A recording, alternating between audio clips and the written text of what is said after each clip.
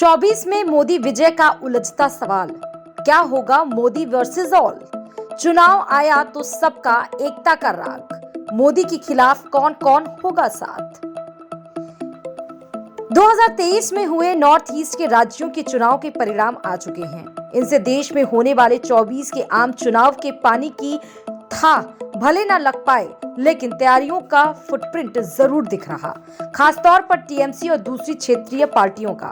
मोदी के सामने अब विपक्ष कैसी बिसात बिछा रहा, बीजेपी से जीत का जाल कौन बुन रहा, कौन कौन इस योजना का हिस्सा है और क्या सारी पार्टियों के एक होने के बाद भी बीजेपी को 24 में हराया जा सकता है। इन सारे सवालों के जवाब आज कुछ घटनाओं के जरिए हम ढूंढेंगे। सबसे पहले ये तस्वीर देखिए।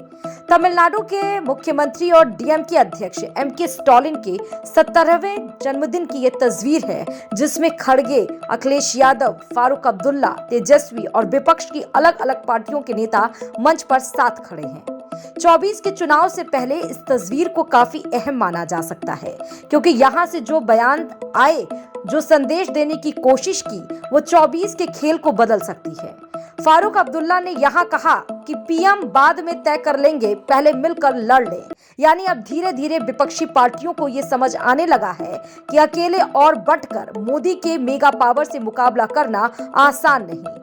हम पीएम बनेंगे, इस सपने को साकार करना है तो पहले मोदी को तो हटाया जाए। इसलिए अब्दुल्ला के सुर में सुर मिलाते हुए देश में बीजेपी से टक्कर लेने वाली कांग्रेस के अध्यक्ष ने भी यहीं से कहा, मैंने ये कभी नहीं कहा कि कौन प्रधानमंत्री बनेगा या कौन नेतृत्व करेगा, ये सवाल है ही नहीं।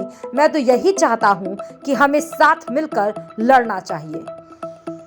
बिहार के डिप्टी सीएम तेजस्वी यादव ने जो कहा वो भी जानिए। कहा कि लालू जी ने हमेशा कहा है कि यह आपातकाल नहीं बल्कि अघोषित आपातकाल है, इसलिए हमें लड़ने की जरूरत है। हम उन्हें हरा सकते हैं और यह कोई बड़ा काम नहीं। स्टालिन ने कहा, तीसरे मोर्चे का विचार बेमानी है। मैं बीजेपी के विरोध में सभी राजनीतिक दलों से विनम्रता से अनुरोध करता हूं कि वे सरल चुनावी गणित को समझें और एकजुट हो जाएं। समाजवादी पार्टी के अध्यक्ष और यूपी के पूर्व मुख्यमंत्री अखिलेश यादव ने कहा कि मैं भी सभी नेताओं के साथ मिलकर आने वाली पीढ़ी के साथ न्याय करना चाहता हूं। यानी सब चाहते हैं कि पहले एक हो जाया जाए, फिर लड़ा जाए। ऐसी ही कोशिश शरद पवार, केसीआर, ममता बनर्जी लंबे समय से कर रहे हैं। केजरीवाल के उभार और आपकी बढ़ती ताकत से विपक्ष की आंखों में चमक और बढ़ी है। बिहार में नीतीश अलग दिल्ली का सपना पाले आगे बढ़ रहे हैं। नीतीश ने भी हाल में सभी विपक्षी दलों को साथ आने के लिए कहा था। राहुल गांधी तो कई बार भारत जोड़ो यात्रा के दौरान कह चुके कि कांग्रेस के साथ सभी दल आए। तो विपक्ष में खिचड़ी क्या पक रही? क्या केवल मोदी को हराने के नाम पर सब साथ आ जाएंगे? केजरीवाल खुद घिरे नजर आ रहे, वो क्या बीजेपी को घेर पाएंगे? दक्षिण की किसी पार्टी या नेता का नेतृत्व क्या देश स्वीकार कर पाएगा? ये तमाम सवाल विपक्ष के लिए सिरदर्द है।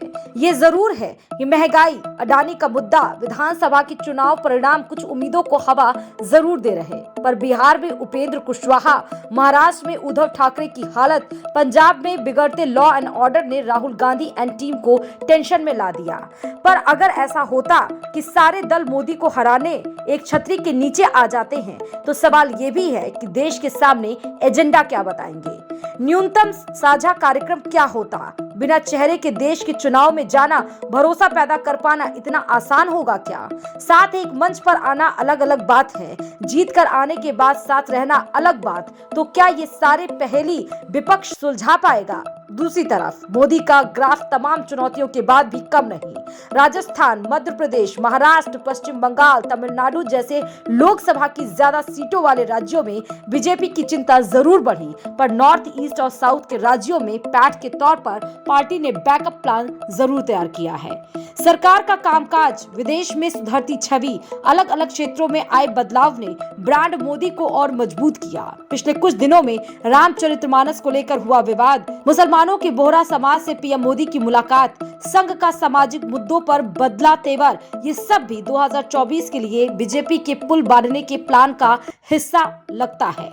लाभार्थी मुसलमानों का वंचित वर्ग तो बीजेपी के पाले में है। अब सांस्कृतिक राष्ट्रवाद के तौर पर काशी कॉरिडोर, राम मंदिर भी मोदी के लिए मजबूत स्थिति बना रहे। कुछ जरूरी कानून जैसे जनसंख्या नियंत्रण, one civil code, CA, NRC के जरिए खेल बीजेपी बदलना चाहेगी। पिछले दिनों कॉलेजियम सिस्टम में भी बदलाव को लेकर जो सक्रियता दिखी थी वो हो सकता है इसी का हिस्सा रहा हो।